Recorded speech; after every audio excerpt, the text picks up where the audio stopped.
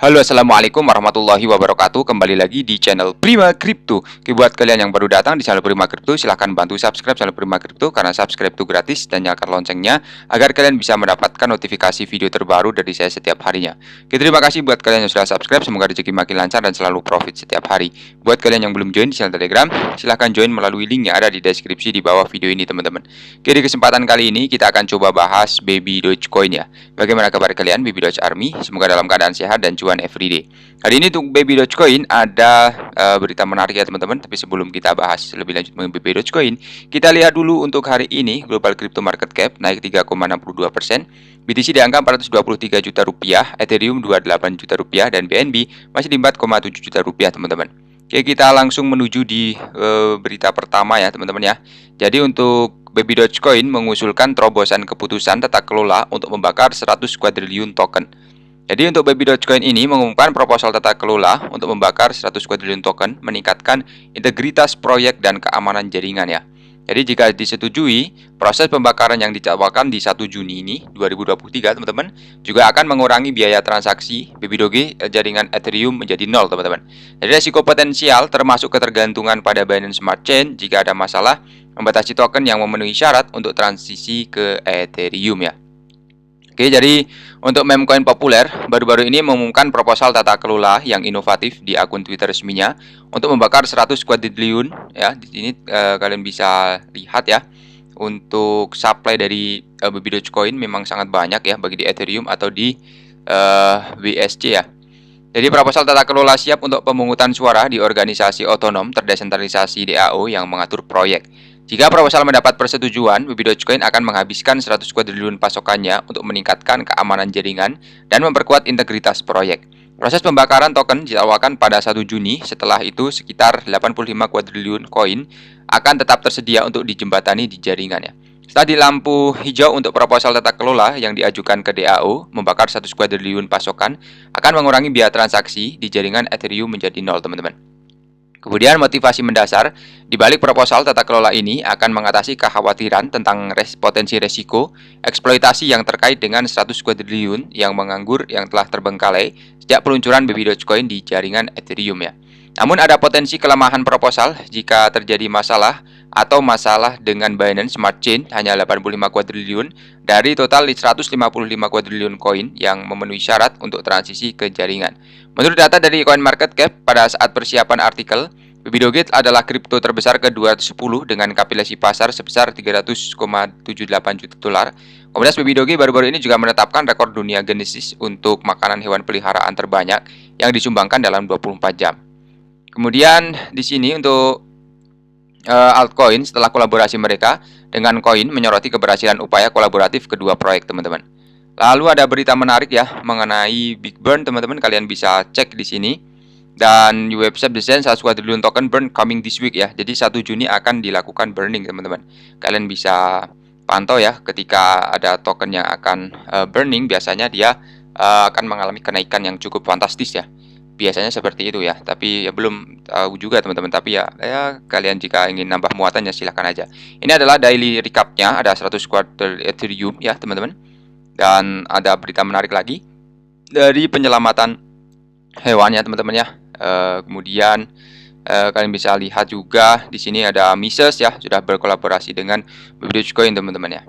Kemudian ada berita menarik ya yang perlu kita sampaikan ya. Jadi untuk Stably meluncurkan stablecoin BRC20 pertama Bitcoin.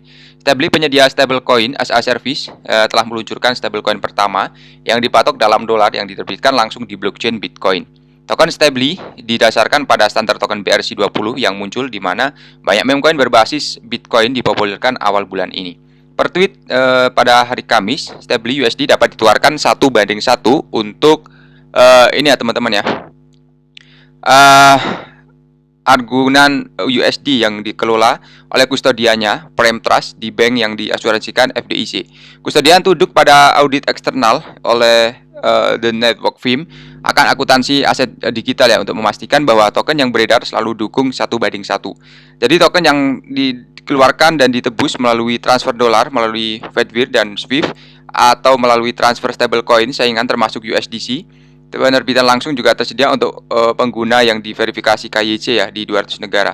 Dua stablecoin teratas saja memiliki kapitalisasi pasar 110 miliar lebih ya, tetapi tidak satupun dari penerbit mereka yang mengumumkan kompatibilitas dengan Bitcoin pada 24 Mei. Kapitalisasi pasar Stably USD hanya 101 dolar ya, tetapi total pasokan token termasuk koin yang beredar secara lucu dirancang menjadi kurang lebih 69 berapa ini? Sudah di teman-teman ya. Jadi nomor meme mencerminkan pasar didukung oleh standar token BRC ya. Jadi BRC ini adalah Bitget Price ya teman-teman ya, yang banyak digunakan untuk meluncurkan meme coin spekulatif ketika menjadi terkenal pada awal Mei. BRC seperti Ordi Pisa lainnya telah menciptakan kapitalisasi pasar BRC20 kumulatif lebih dari 447 juta sejauh ini. Jadi co-founder dan CEO Stably mengatakan dalam siaran pers bahwa dia bertemu dengan pencipta BRC20 pada konferensi BTC 2023 di Miami dan memberitahunya tentang rencana stablecoin-nya. Jadi dalam ekosistem Ethereum, stablecoin besar digunakan untuk memperdayakan keuangan terdesentralisasi, menyediakan tulang punggung untuk perdagangan dolar melalui kontrak cerdas blockchain ya untuk aset kripto lainnya. Namun sebuah laporan dari Bitfinex awal bulan ini mencatat bahwa BRC20 tidak mendukung kontrak pintar teman-teman, membuat kasus penggunaan stablecoin dan token berbasis Bitcoin menjadi lebih terbatas. Jadi saat mengungkap standar token, bahkan mengakui bahwa mengeluarkan aset pada Bitcoin bukanlah ide baru dan bahwa Taro alternatif berbasis dengan jaringan kilat ya benar-benar solusi yang lebih baik teman-teman.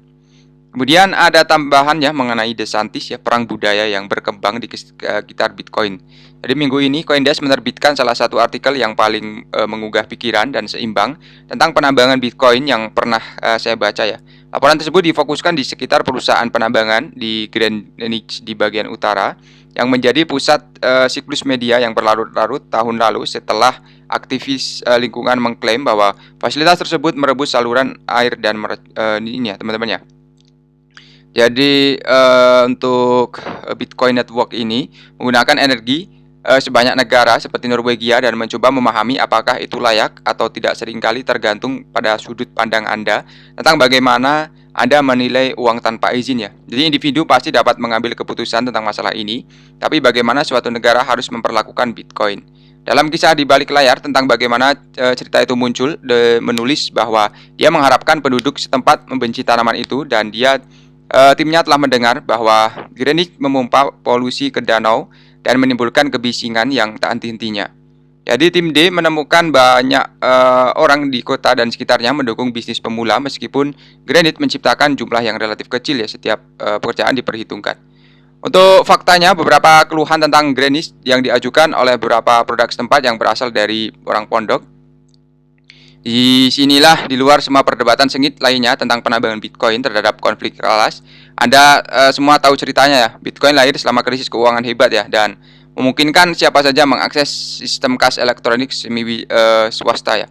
Seiring waktu, narasi itu menjadi lebih sedikit rumit, terutama karena beberapa pendukung terbesar Bitcoin telah menjadi elit ya yang mengakar pada dasarnya untuk melakukan beberapa perdagangan baik satu dekade yang lalu. Sekarang banyak pekerjaan kerah putih ya teman-teman. Oke, nanti kita akan bahas lebih lanjut mengenai Bitcoin ini ya teman-teman ya. Dan untuk Bitcoin kalian bisa pantau-pantau karena biasanya ketika dia melakukan burn ya dia akan naik ya teman-teman. Biasanya sih seperti itu ya. Oke, seperti itu saja untuk pembahasan kali ini. Buat teman semua yang belum subscribe, silahkan bantu subscribe karena subscribe itu gratis dan nyalakan loncengnya agar kalian bisa dapat notifikasi video terbaru dari saya setiap hari. Terima kasih sudah menonton video ini. Share jika bermanfaat. Sampai jumpa di kesempatan selanjutnya. Wassalamualaikum warahmatullahi wabarakatuh. Salam profit teman-teman.